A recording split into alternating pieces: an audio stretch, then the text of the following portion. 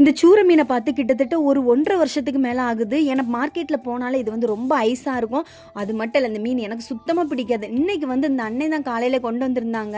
அதுவும் நல்லா ஃப்ரெஷ்ஷாக இருந்துச்சு. எல்லாரும் வாங்கினனால நானும் வாங்கிட்டேன். சரி ஃப்ரை பண்ணிடலான்னு சொல்லிட்டு இது வந்து ஃப்ரை பண்ணி சாப்பிட்டா ரொம்ப நல்லா இருக்கும். அதனால் அதை வெட்டியே அவங்க தந்துட்டாங்க.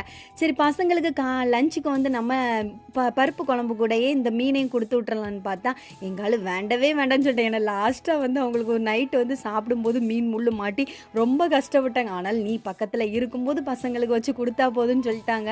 சரி நானுமே சரின்னு சொல்லிட்டு அப்படியே விட்டுட்டேன். அதனால் பசங்களுக்கு வந்து முட்டை மட்டும் பொரிச்சு, ஏன்னா அவங்களுக்கு வெங்காயம்லாம் போட்டு கொடுத்தா ரொம்ப பிடிக்கும். அதனால் முட்டையும் பொரிச்சு பருப்பு குழம்பு வச்சு அவங்கள அனுப்பி விட்டுட்டு அதுக்கப்புறம் தான் நல்ல மசாலாலாம் தடவி ரொம்ப நேரம் ஊற வச்சு, ஏன்னா இந்த சூர மீனில் நல்லா மசாலா பிடிச்சா மட்டும்தான் இந்த மீன் நல்லாயிருக்கும்.